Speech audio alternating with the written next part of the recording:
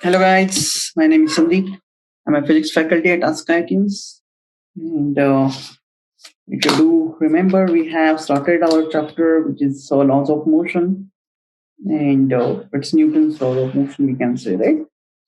And it deals with the different forces and what are the effects of the forces, the different laws of the motion, right? We already seen that first, second, third law, all those things. And so we have already completed the 3 sessions of that of this laws of motion, right? In the first session, we have just seen the introductory part of the force or laws of motion. Right? We have also seen the first chapter also, right? So first motion, first law, not a chapter. First law of motion, actually, I was saying that. First law of motion, what it says? It states that body which is in rest or in uniform motion remains in like that, right? Then also we completed the second session. In second session, we have seen the two laws. Second law deals with the forces directly proportional to rate of change of momentum, if you do remember that. And the third one is very simple, sweet and simple law. Every action has equal and opposite reaction, right? Then we have also seen, oh, first of all, we have seen the 4 fundamental forces. What are the different forces there? Right? There is gravitational, electromagnetic, nuclear, strong nuclear, we can say, and weak nuclear forces, right? So there were 4 fundamental forces we have seen. Also, we have seen the 2 more forces, that is normal force and the tension force, right? Tension force is what? The force in the string. Here also you can see in the image, right? That I think one planet is trying to pull its moon, maybe. It's not our Earth, right? Earth is green and blue, you know that. So this planet is trying to attract that moon, right, with the string. This is not the practical case, we know that, right? So which is the force between any planet and moon? That is a gravitational force, right? Force, we can say. That is, moon is rotating around that, or let's say any planet, let's say Earth, because of the gravitational force. So tension, when we were talking about the tension, obviously there must be string, and tension is always pulling force. What is the meaning of pulling force? Even in this diagram, you can see that string, we using the string, we actually pull the object, right? If you do remember, we also have taken that example that you are going on the vacation, right? And that your car broke down and tow truck was pulling your car, right? So tension is a pulling force always, right? That we know. Then about the normal, I told you one more very important concept you should remember, which we are going to use even in entrance exams in future, right? That normal force is always perpendicular to the surface. Okay, remember that one. Then in the third session, we have seen a very nice concept, right? That is friction, if you do remember. So friction means what? It is the one who is opposing the motion that we have seen. And we also said that it is a necessary evil, right? Necessary evil means what? Evil means it is bad. Necessary means though it is bad, we still require it. Without friction, we cannot walk on the ground. You can assume that how you will even walk on the ice, right? Ice has a very low friction, so you cannot walk on the ice, right? So imagine if there is no friction between, let's say, your floor and your shoes, then obviously we can relate it to the walking on ice, right? And so obviously we will fall down, right? So friction is a necessary evil that we have seen. Then static force of friction, then a kinetic force of friction, and we have that rolling force of friction. We also know, we saw that example to move the cupboard. You wanted to move the cupboard. So what you did? So how the static friction force acts on that? What happens when the kinetic friction is there? And how the rolling friction, if you attach the wheels to cupboard, then it will be easier, right? I told you that the rolling friction is very less compared to your static and kinetic friction. Static is the highest, obviously. And once the cupboard starts moving, then it's become a little bit easier, we can say, right, to move. Right? Is the difficult thing is to start the motion. Okay, that we have seen. Okay, so three important forces we have seen, that normal, tension, and friction. Okay, so now if you know these three basic and important, obviously important forces, today we are going to see the free body diagram. Free body diagram means what? That how many forces are acting on the body. And if you do remember, we also saw such examples that oh, that normal, some block is kept on block. So what will be the force acting on that whole system, right? Then one plank is kept on the two blocks. We have solved those examples too, right? If you want, you can go back and check those three sessions, or at least try to solve the numericals from that, right? So we actually marked the different forces on that. Mostly those forces were important force. That is weight. Weight is also one of the force, right? We haven't seen because we already know about the weight. Weight is what? Mass into acceleration due to gravity, right? EMG. So when we say that, let's say my mass is 60 kg, then actually the weight is equal to 60 into 9.8. And 9.8 approximately we can consider it as 10, right? We normally take it as 10. 600 Newton is the weight. That weight for every body, right? As long as the body is on the earth, right? Obviously that EMG weight is going to act downwards, right? So remember that part about the weight. So whenever we say free body diagram, what is free body diagram? We have to show all the forces on that.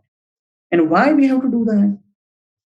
Because that forces, that free body diagram is going to decide whether the object is going to move, right? So yes, we have seen that normal and EMG, most of the times block is just kept on the horizontal table. And that block was not moving. If you do remember, we equated, I told you that equate the vertically upward forces to vertically downward forces, right? Because the block is at rest. But what will happen if the block is moving, right? There will be normal force also, EMG force is also there, friction force also will also be there. And some external force need to be there, right? If the block is moving, somebody should be there, no? If it is moving against the friction force, right? So if a lot of forces are there, right? Now the block on the horizontal table is a very simple thing, we can say, simple object. The free body diagram will be very easy, not that difficult at all. But there are many complex things, complex objects are there in the world, for which we actually have to see which forces will act there. Right? Even take a simple example. Consider you for the construction of home or construction of building. Right? You can see you have to consider a lot of forces there, right? So obviously, if you're constructing a wall, that wall is carrying the lot of load. Where that load or force is coming from? Suppose the multi-story building is there, right? All the upper floors are putting the weight, all the load on the floor which is below that. You have to consider all those things, right? So how much force that wall is going to take? Ultimately, whole force is going onto the bottom portion of the building. Right? So how to build it? All those things we have to consider those things in the free body. So you can see now that becomes a very complex diagram, right? So how we could do that if we know how that forces are there, and which force should be where, and what support we should give.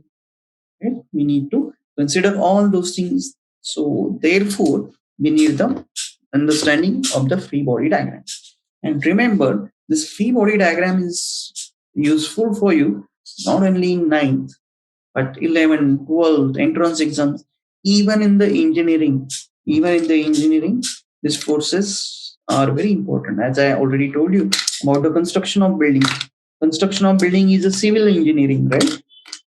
So also mechanical engineering, you must have heard that it deals with the machine. So if there is a machine, obviously it will have to take some forces, right? We have to mention what are the forces, where are they acting. So all those things we have to take care of, right? Good. So now let's study.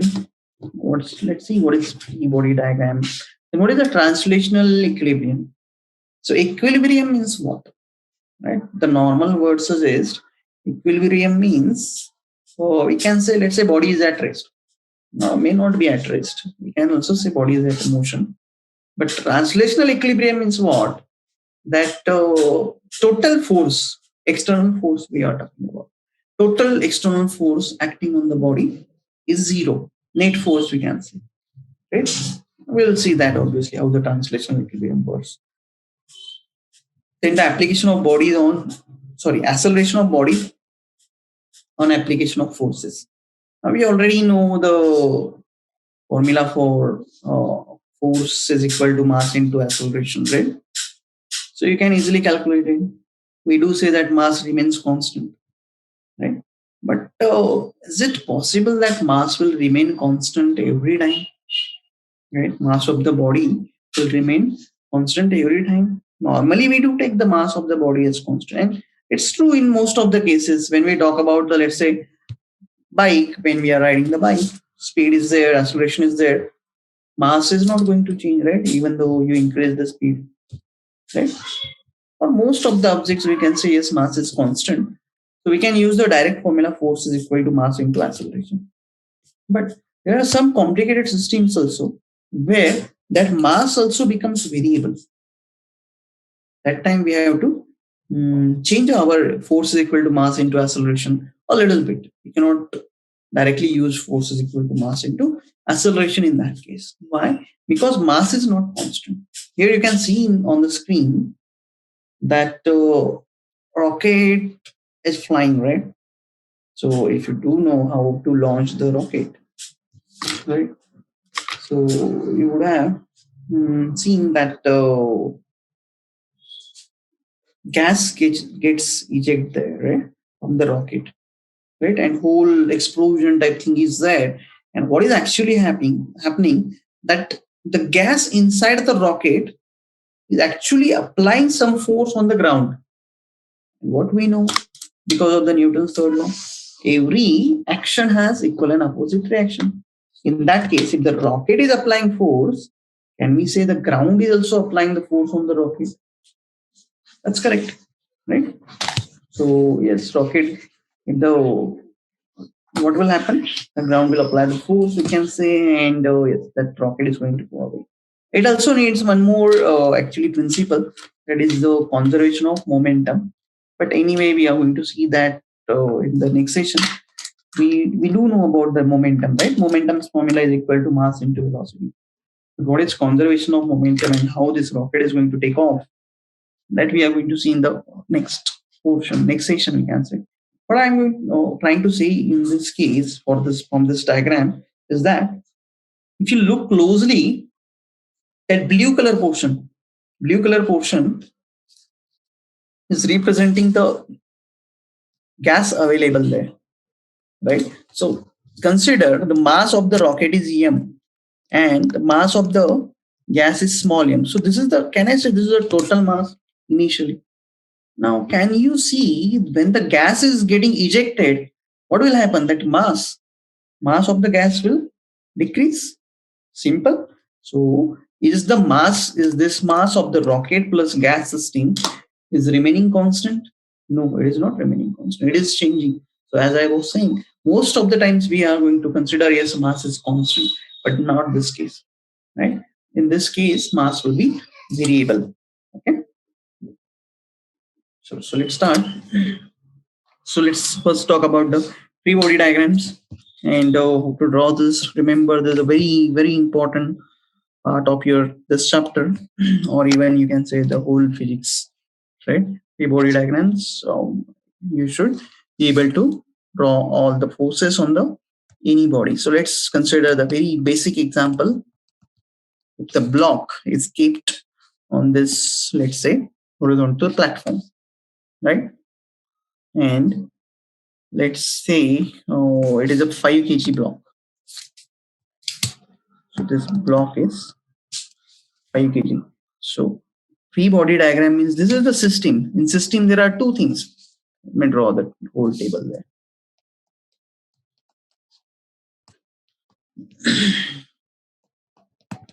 So this is the table and 5 kg block is there. Consider we are applying, let's say, some force of 50 Newton here. 50 just a minute. 420, yes. Let's say 50 Newton force is applied. Okay. So we want to draw the free body diagram of this block. So what is the meaning of that and how to draw the free body diagram? So let's consider we can take it separately outside like this. And now let's see how many forces are acting on that. So first of all, very simple, 5 kg block is there. So always remember the first and basic force is mg. Mg means our weight.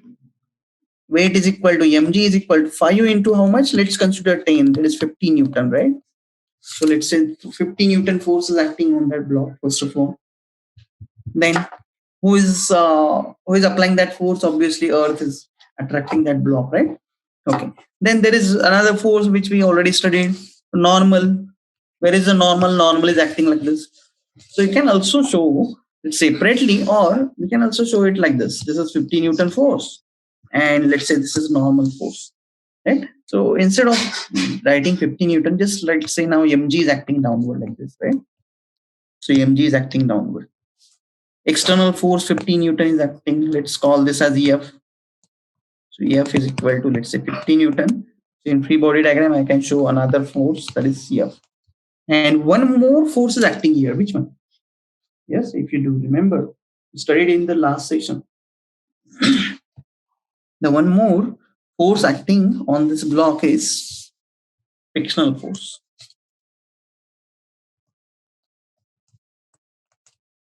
So let's represent it by EFR. EFR is a frictional force. Okay. So what I can see, this is a frictional force. So this is called as the FBD. FBD means free body diagram. We have represented all the forces acting on that block. Okay. Now, can we tell that whether this body is in motion or at rest? If you are not applying any force, obviously it will be at rest. We know that part. But now if F is equal to 50 Newton force is applied there. So will it move or not? It is dependent on two things. First one is a friction, and second one is a normal.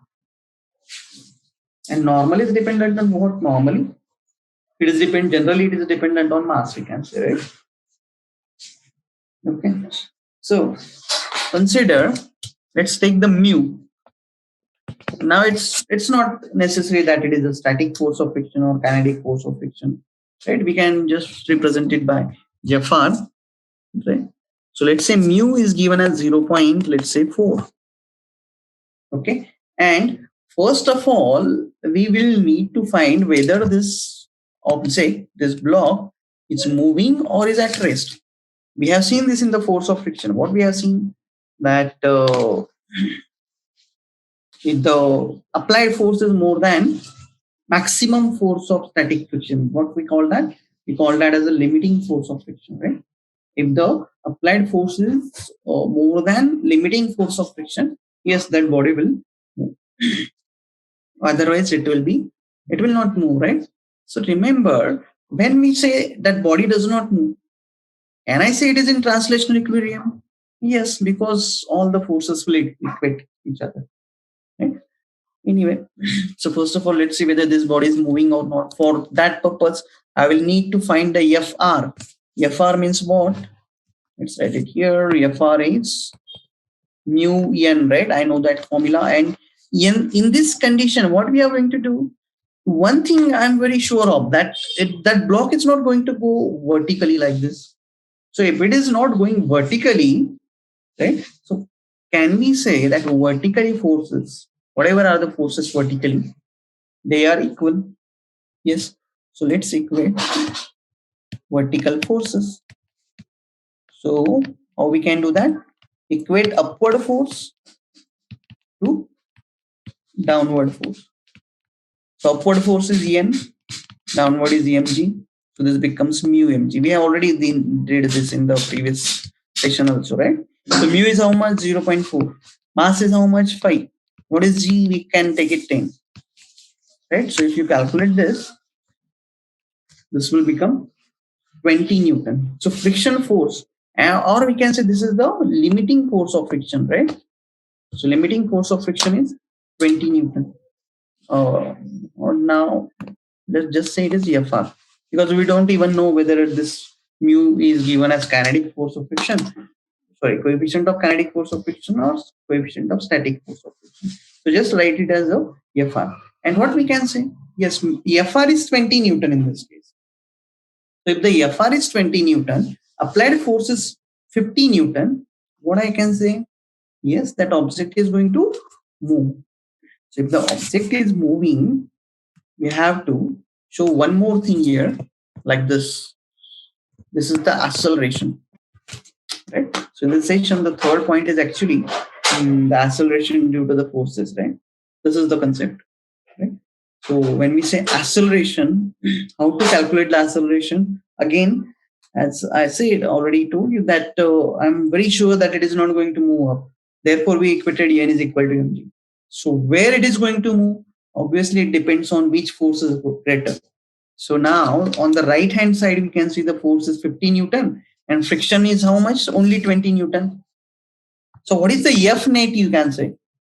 F net is equal to, let's say, applied force minus frictional force. Applied force is how much? 50 Newton. What is the frictional force? We calculated that 20. It will be how much? Let's say 30 Newton. So now we know that this 30 Newton force is getting applied on that block, right?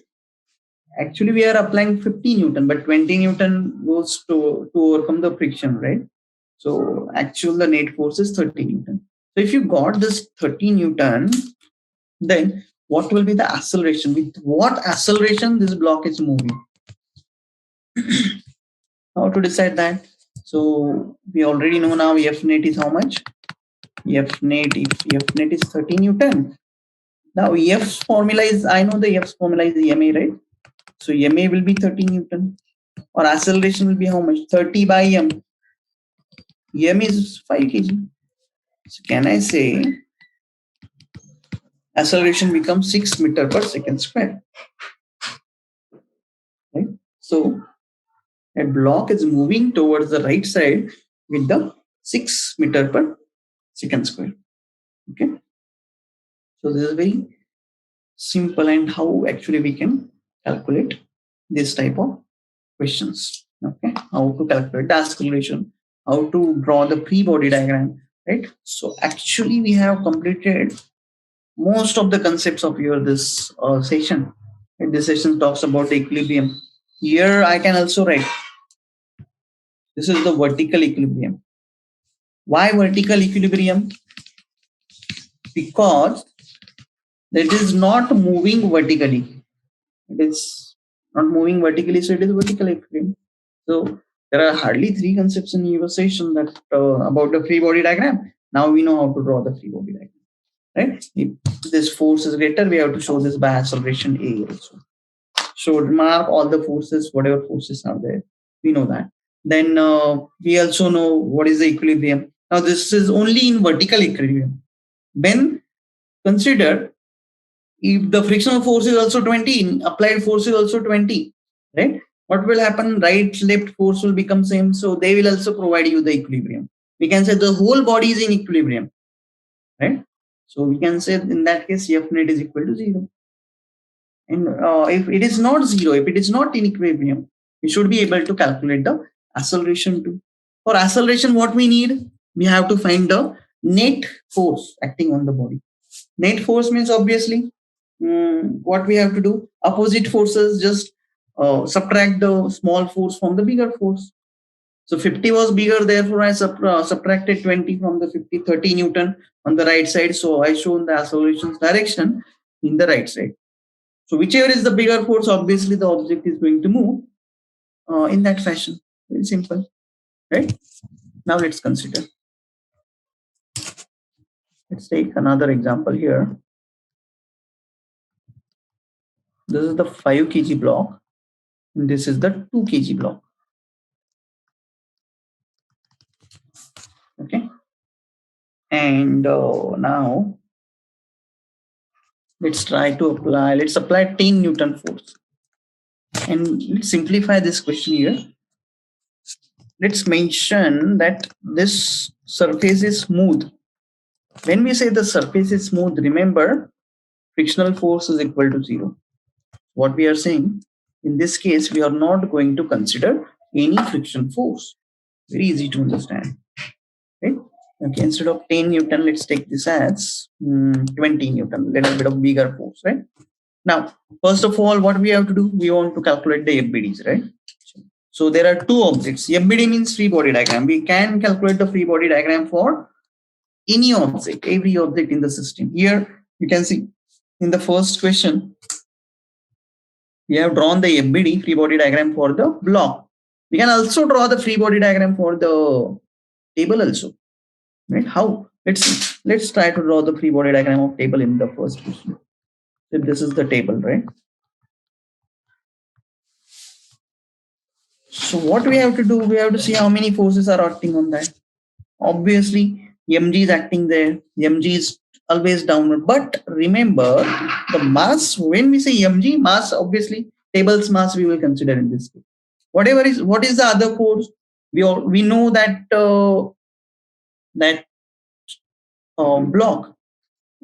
block is applying some force, right? On what? Table is applying some force on the block. Which force? Normal force, N. And what the third law says? If the table applies N force on the block will also apply the same force, right? So can I say that normal force, the same normal force will also acted upon N in opposite direction. So both the forces are in opposite direction. Where should the table go? And downward, obviously. But we know that table is also placed on the ground. This is your floor, right? So floor is also going to apply some normal reaction there on this table. Let's say capital N dash, like this, right? It will be here, right? And we can say, yes, this is in equilibrium. Is table moving anywhere? No. So which forces we could say are equating each other? Can I say this capital mg plus n is equal to n dash? N dash is the what? N dash is the normal force applied by the ground, right? So we can draw the free body diagram of every object there, right? Similarly, let's try to draw the free body diagram of now two cases. First one is 5 kg block, and let's say 2 kg block. Okay, so let's try this one. So obviously I know mg will be acting on both. Can I say normal is also acting on both? Let's say this is the N1, this is the N2. Okay. Then also when consider when we are pushing one block and other block is also with it, right? Other block is also in front of the first block. Now we are not even touching that 2 kg block, right?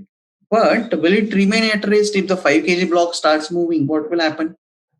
5 kg block is pushing that 2 kg block, right? Very simple to understand. Just you can try, consider if you are putting the two objects on table, right?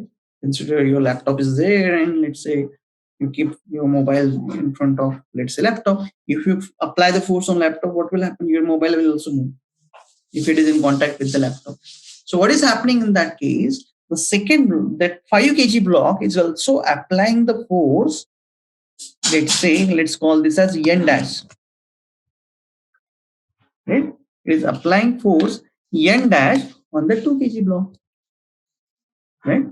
So who is pushing 2 kg block? Not 20 Newton. We are not even applying the 20 Newton on 2 kg block. So N dash is the force which is responsible to push that block. Similarly, can I say if 5 kg block is applying N dash force on 2 kg, 2 kg will also apply the same force. Why? Because Newton told us that every action has equal and opposite reaction. Okay. Now this is the ability. Okay. And one more force is here for 5 kg block, that is 20 Newton. Let's say F. Let's call this as F. F is applied force, right? We are applying that force. Okay. So we got the FBD. So how to solve this? We also need to calculate the acceleration, right? Here in the previous question, we have calculated the acceleration. In the same way, we want to calculate the acceleration for this too. Let's try this one then. Okay. So we will. Now there are two free body diagram. So there will be, we can form the two equations. Right. So let's say first of all, vertical equilibrium. Why vertical equilibrium? Because we know that both the blocks are not going to go up, right? So very simple. Let's call this as M1. Let's call this as M2G, right? So can I say simple N1 is equal to M1G and N2 is equal to what? M2G. So these are not going to change, right? These are, we can equate those, simple. But you can say this is vertical equilibrium, right? We equated this. But when we talked about the horizontal forces,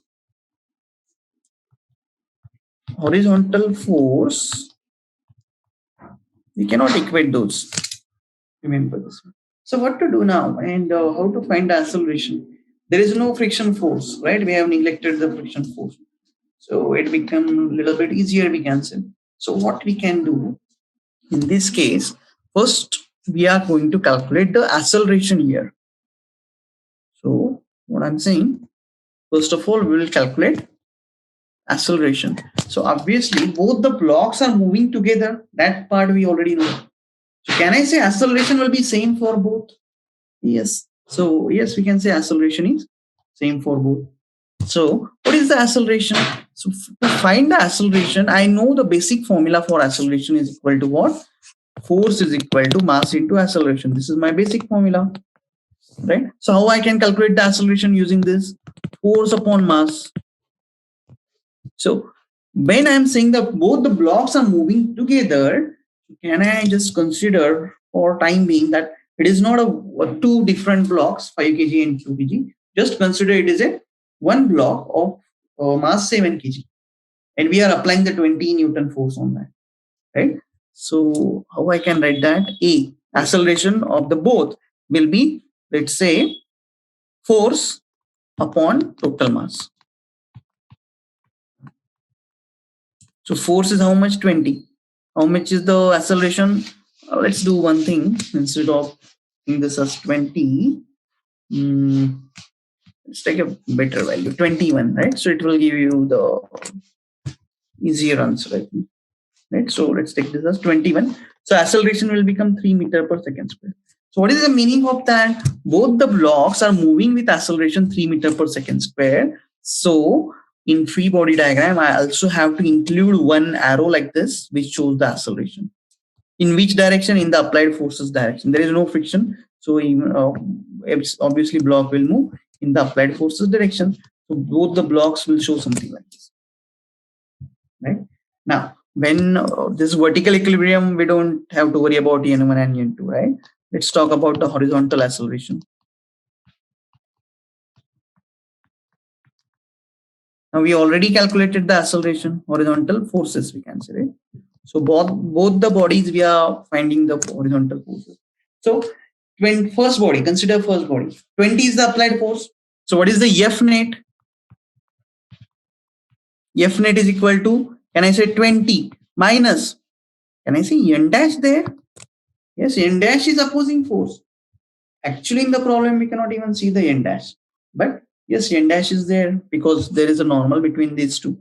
Similarly, let's talk about the second force. F net is equal to what? Who is applying the F net? Who is providing the force there? Only N dash. There is no other force. No one is even opposing it. So let's try to put F net is what? M into A is equal to N dash. I know the M is 2 and acceleration we calculated 3. So N dash will be, I will get the N dash from this one. N dash is equal to 6. Simple. So that's it. Even you can calculate it from here also. Let's say. So mass in this case is 5 and this is 15. This becomes 20 minus, sorry, that was 21. No, we changed the value actually. That is 21 now. Okay, so let's check whether we are getting the same N dash or not. N dash should be same, right? It is equal and opposite force. So this is 21 minus N dash. So if you calculate this again, you will see N dash will be 6. Okay. So yes, anyway you can calculate the N dash. So very easy to understand. So it doesn't matter whether there are 2 blocks or 3 blocks or 4 blocks. You can use the same method. Draw the FBD for everybody. Show the normal force between that N dash, right? N dash in between the 2 blocks and all other forces. If the acceleration is there, mark the acceleration, right? In horizontal forces, show which force is greater, who is opposing. According to that, we can calculate the acceleration. Okay, good. So this is the normal forces. Let's talk a little bit about the string now. Now consider if this string is connected like that. We already know this. We have done this actually in the previous session. Here we can directly say yes, right? T is equal to mg, right? It's very easy to understand, right? Okay. We also have we also solved one question which contains the 2 blocks, right? Now, so tension, consider on the horizontal table, this block is kept, and now the tension is there. Let's say this is mg. Again, we know that this is normal, and where this is our frictional force, right? So this will be the FBD. We can say FBD of that block. And how to solve this one? You can see the similarity between this and the first question. Almost same. Only instead of tension, there is a force given. Okay? So you can use whole same thing for this, and you can calculate the tension there. Okay. Let's try to solve one question which is based on pulley.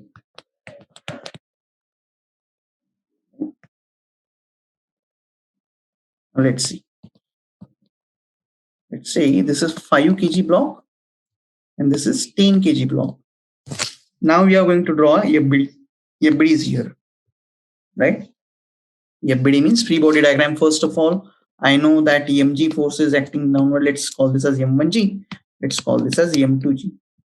And tension is acting upward. Now remember, as the string is same, that string is moving over the pulley. Yes. As long as it is same, we can say yes, tension will be same. So we don't have to show T1 and T2. And which block is will move downward? Think on a little bit on that. This is 5 kg, this is 10 kg. Right? We can easily see if this is the pulley. Pulley means you do know that, right? That string is wrapped around it and it will rotate. Okay. So can we say this is moving? So we know when the object is moving, as we have to show the acceleration there, right? So for the first object, consider this is our first block. This is our second block. So for the first block, if I want to write, let's say the equation, how to write the equation?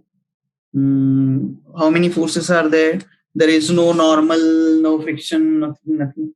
Only 2 forces I can see there. One is T, right? And second one is what? M1G. And which one should be greater now? Think on that a little bit. Which force should be greater? If that block is going upward, can I say tension will be greater? Yes. So let's say tension. So F net, we can say F net. That is net force acting will be what? Tension minus M1G. Let's say M1G. And we know the formula for F net is what? M1A, MA, or in this case, the mass is M1. So let's say M1A T minus M1G. Right? Simple. Let's write for the second. Now second mass is going downward. So obviously M2G should be greater, then only it will go downward, right? So we'll say M2G minus, who is over opposing that, T tension is opposing, is equal to F net, we can say. Let me write like this. In this second case, F net becomes M2G minus T. And what is F net? F net is nothing but M2A is equal to M2G minus T. Simple. So we got these two equations. We know the values of M1 and G also, right? Okay. So what we can do here, let's substitute the values here. M1 is 5, right? And acceleration, we don't know the acceleration. We have to calculate. Tension, we don't know. We will also calculate that. 5 into G. We know the value of G, but now let's keep it like that only. And this is how much? 10 acceleration into 10 G minus T. So now what we are going to do? We are going to equate these two relations. How we can do that? Okay. Just I will write the equations like this. Right? You can see T minus 5G is equal to 50. This is my first equation. Right? Similarly, second equation is what? 10G minus T is equal to 10A. 50, right? This is 5. And I'm going to add these two equations. Now we know we can solve the equations with the unknown variables. In the maths, you must have solved the equations in terms of x and y, right? So here what is happening? T and T will get cancelled, right? What will remain? 10G minus 5G. Here addition 15A. So can I say 5G is equal to 15A, or A is equal to 5 by 15G, right? Or let's say G by 3. And G by 3 is how much? Let's say 10 by 3 or 3.33 meter per second square. That is our acceleration. Okay. So this is how you can calculate the acceleration of the pulley system. How to calculate the, let's say, tension? So we got this G by 3. Let's substitute the G by 3 in our first equation, this equation. Or you can substitute in second also, doesn't matter. So I can say T minus 5G is equal to 5G by 3. Or T becomes 5G by 3 plus 5G. You can also substitute 3.33 or 10 by 3. Right? It is not going to change. So this will become 18G by 3. No, I think 20G by 3. And G's value is 100. We know that. Sorry, 10. And this is almost 66.67 Newton. Tension is the force. So unit will be Newton. Okay. So all this is possible if you draw the FBD. Right? So if now we understood how to draw the FBD, shows all the forces. If there is equilibrium, equate the forces. We have seen in vertical equilibrium's case, we have equated the forces. If there is no equilibrium, means there will be mass will be moving, right? Upward or downward like that. You can also show that. Very easy to understand, right? So and we draw the FBD, write the equations like this and solve that. Very easy. Right? So try this formulas, try these numericals. You will be easily able to solve these type of questions. Okay, good. So now let's move to the next part. Translational equilibrium. So we already have seen the vertical equilibrium. What happened? What we did in that vertical equilibrium? We equated the normal versus mg, right? So simple. Equate the mg. Equate the downward versus upward forces. You can see. Here. You can say car is at rest, or car is at constant, moving with the constant speed. Right? Now this is also equilibrium, and this is also equilibrium. Why equilibrium? Constant speed means, remember, acceleration is 0, and if the acceleration is 0, force acting on it will be 0, and this is F net. So it is not necessary that whole force should be 0, but the F net should be 0. F net should be 0 means what? I told you the example in the previous session, that you are pulling the door from one side and your friend is pulling from the other side. That door will be in equilibrium. Why equilibrium? Because the forces are getting cancelled. even when we say N and mg, this N and mg, I told you equate N is equal to mg directly. Or you can write this as summation of EF is equal to 0. Why summation of EF is equal to 0? Two forces are there. Now remember, if you want to use this relation, you need the sign conventions. So for sign conventions, what we have to remember, right? Upward force is positive, downward force is negative. So you can see N upward positive, mg downward negative, N minus mg is equal to 0. So when we say vertical equilibrium is there, we can write this formula, then we can say N is equal to mg. Instead, in the previous slide, we have seen we can directly equate the upward is equal to downward. Same thing you are going to get N is equal to mg. Right? Similarly, sign convention also talks about the left forces and right forces. So for left will be negative and right force will be. Right? So whenever we say that any block is in equilibrium, then we should equate all these forces. Right?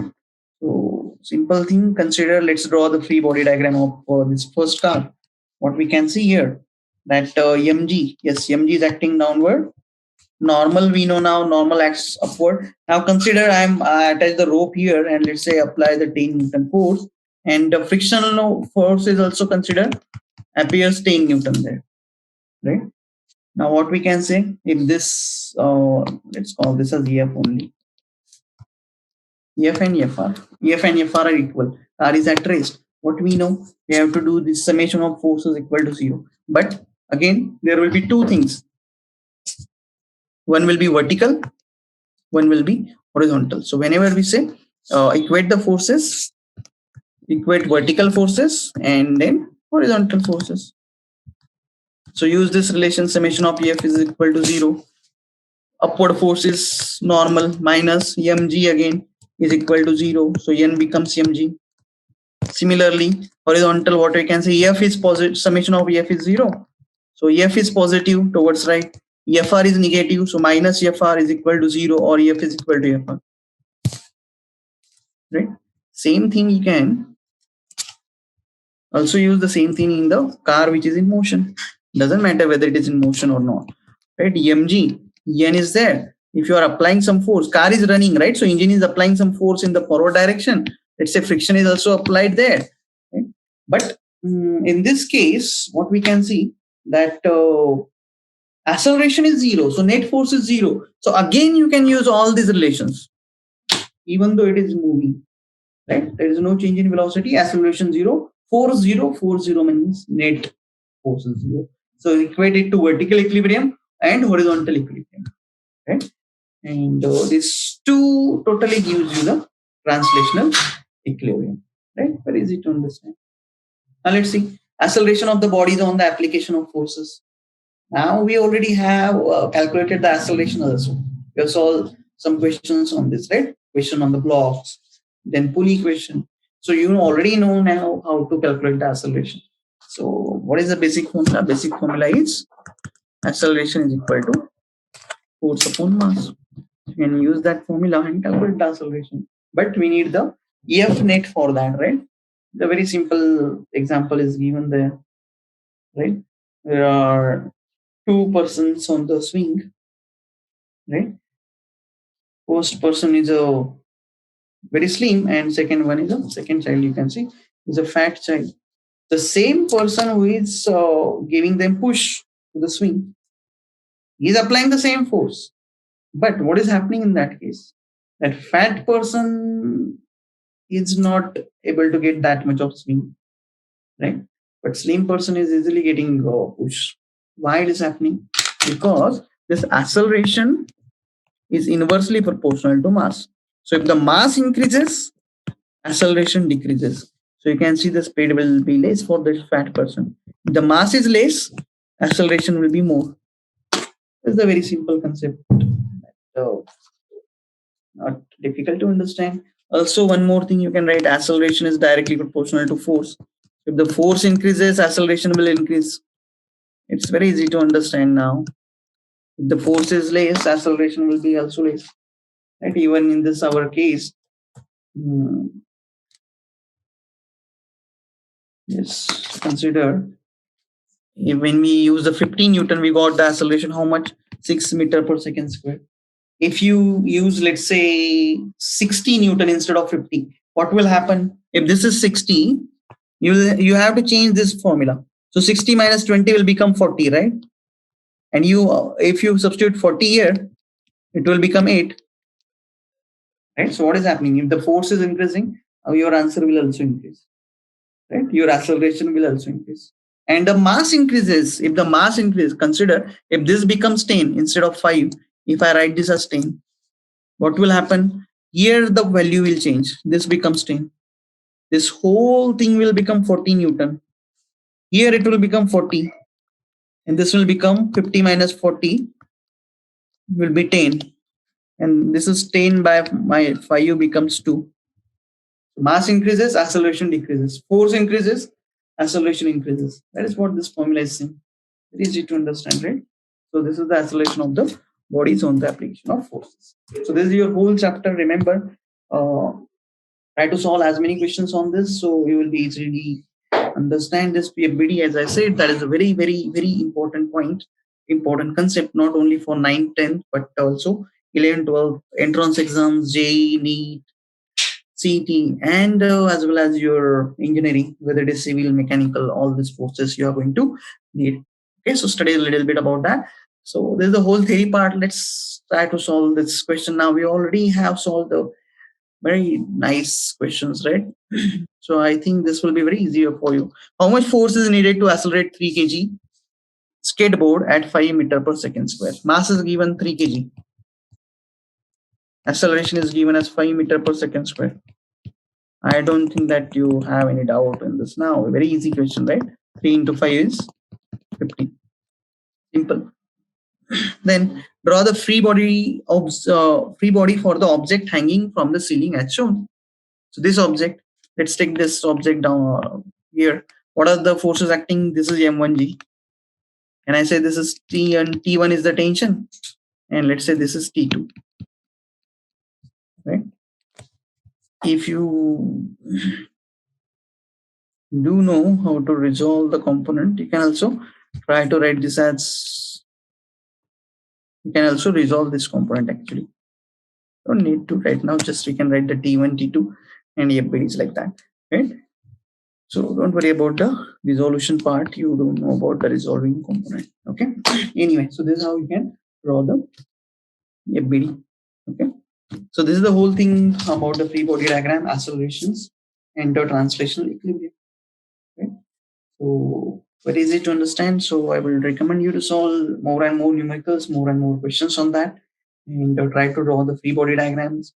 Try to solve the questions. Try to get the accelerations. Use these concepts of normal, tension, right? What is the translational equilibrium? Find out whether the body is in translational equilibrium or not. Okay. If you don't have any questions, put your queries in forum. Okay. So anyway, we'll stop here today. And in next session, we are going to see that conservation of momentum, right? Very, very nice thing why the rocket is actually take off. Right? And you also know that mass is different, right? In this rocket system, mass is not constant, variable mass is there. So that is also a different thing we are going to see. Okay, sure. So anyway, we'll stop here and we'll meet in the next session. So thank you very much. Have a nice day.